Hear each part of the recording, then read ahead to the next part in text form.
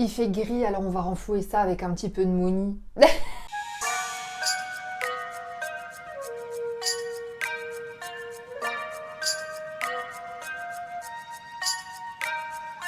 Hello à tous! Je m'excuse de cette luminosité déprimante. C'est un temps à juste boire un thé, se mettre sous un plaid et jouer à Animal Crossing. Chose que je vais faire juste après ce remplissage. Hein, je le fais quand même, on le fait ensemble et après on va aller se détendre un petit peu. C'est important aussi. Donc bienvenue dans ce remplissage enveloppe budget du mois de mars. Et bienvenue à toutes les personnes qui sont arrivées sur ma chaîne suite à ma dernière vidéo.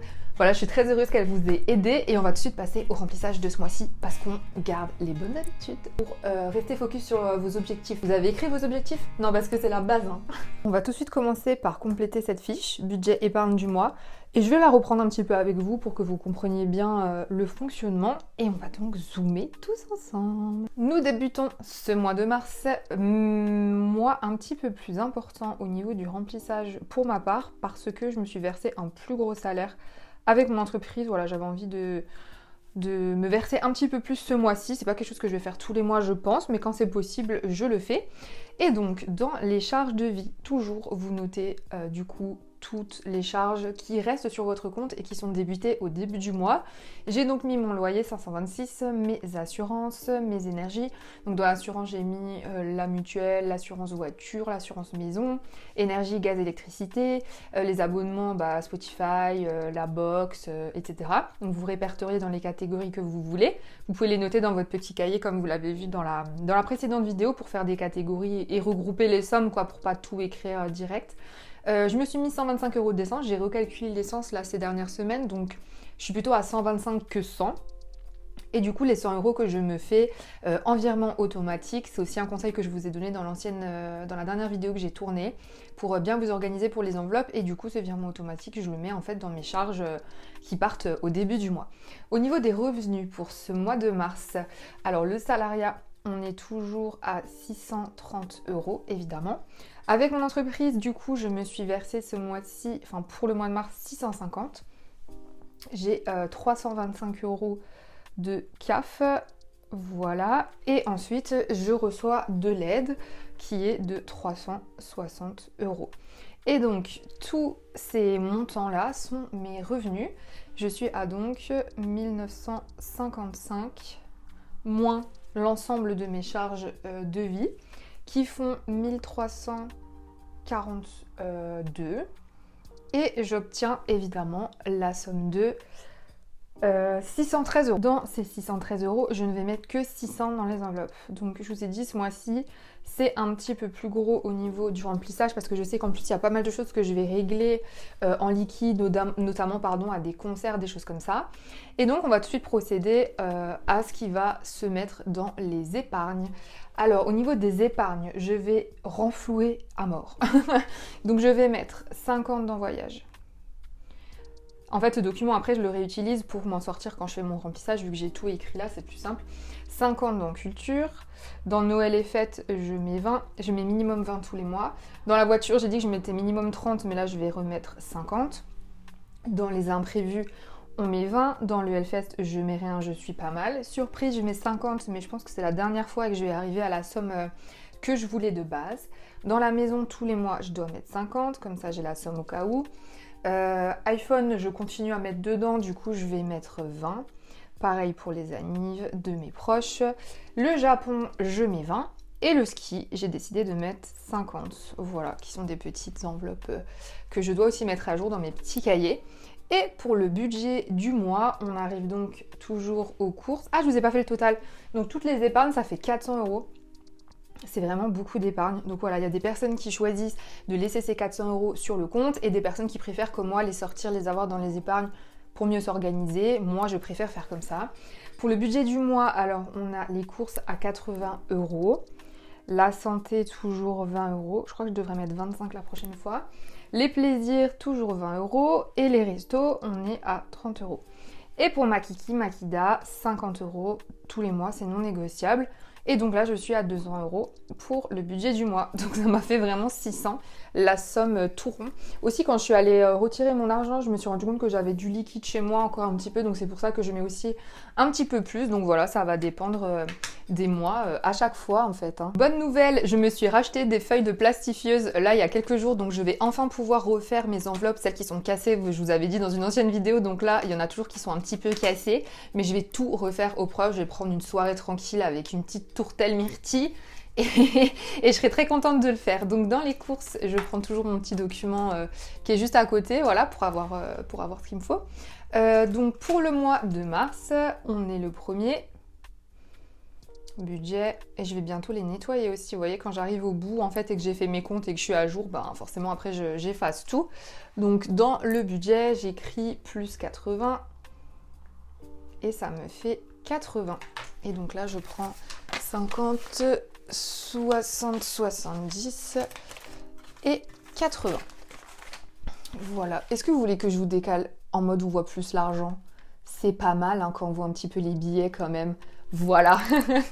Comme ça, vous voyez mieux. Donc, je mets les 80 dans mon enveloppe. Au chaud, la santé 20. Donc, j'arrive à 40. 1er mars. J'ai un rendez-vous, je crois, au mois de mai, au mois d'avril. Non, au mois de mai, je crois. Donc, c'est nickel parce que mon rendez-vous, je l'ai à peu près tous les 2-3 mois. Et ça me fait pas mal de bien. Et du coup, j'ai le temps, en fait, ça me fait pas 60 € par mois comme avec la psychologue. Parce que ça, au niveau du budget, ça faisait un peu mal. Donc pour l'instant, c'est pas mal. Dans les plaisirs, je m'ajoute 20 €. Je sais déjà dans quoi ils vont partir.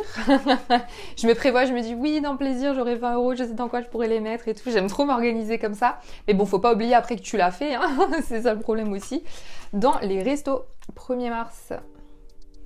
Là, j'ai décidé d'un peu plus sortir manger. Voilà, en ce moment, ça me fait du bien et puis ça me fait gagner du temps dans autre chose.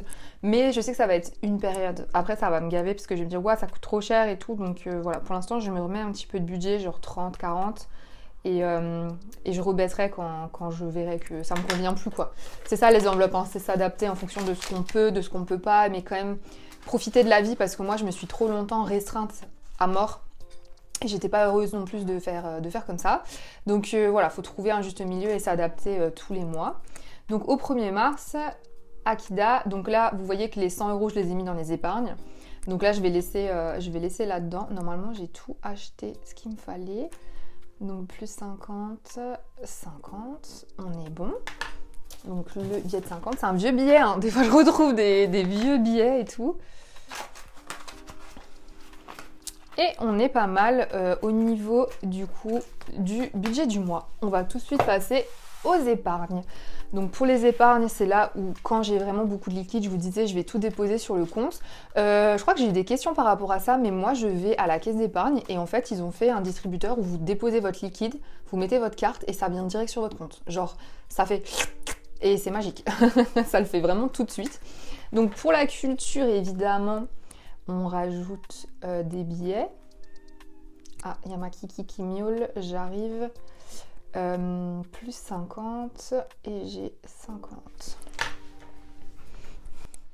Qu'est-ce que t'as, ma cacao? Tu peux pas laisser maman travailler? Allez, viens! Donc je vérifie bien que j'ai mis les 50. Évidemment, je les ai pas mis. Donc ils vont là-dedans. Nickel. Imprévu, c'est une enveloppe en fait que j'utilise à chaque fois.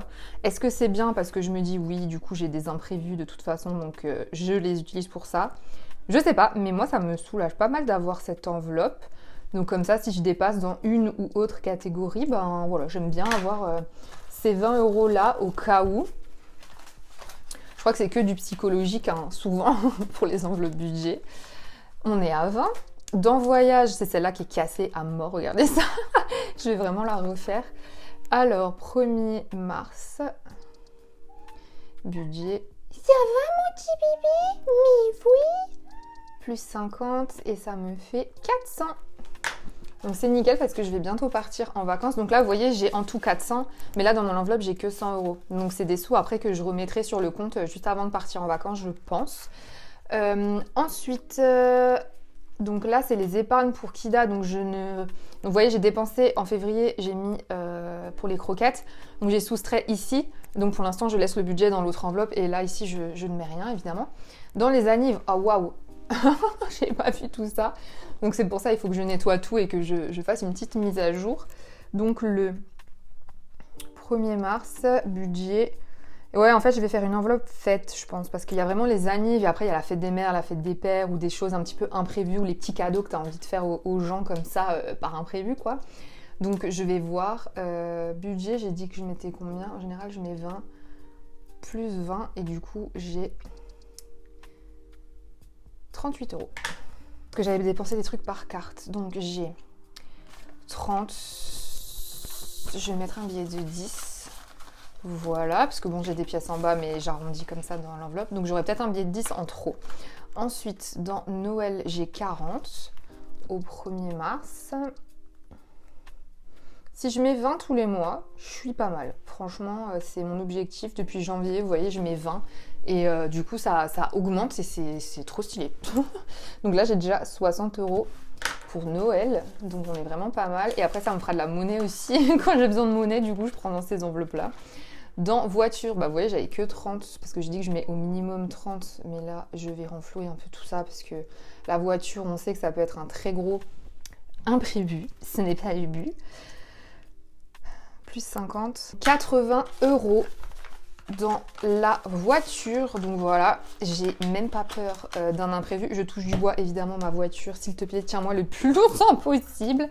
Pour l'iPhone au 1er mars, et ça, encore une fois, c'est une enveloppe un peu psychologique, mais si j'en ai besoin pour autre chose, bah, je ferai autre chose avec, voilà, parce que j'ai quand même 60 € dans cette enveloppe à partir de maintenant. Mais si mon tel me lâche, au moins. Et puis je pense qu'à mon avis, je participerai aussi un petit peu avec mon compte professionnel, vous voyez, comme c'est un achat. Bon, moi, je peux rien déduire, hein, je suis en micro-entreprise. Mais si vraiment je veux m'acheter mon iPhone et que j'ai la moitié de la somme là, bah l'autre moitié, je peux très bien la prendre sur mon compte professionnel, vous voyez. Je trouve que c'est un bon compromis, en tout cas dans mon cas.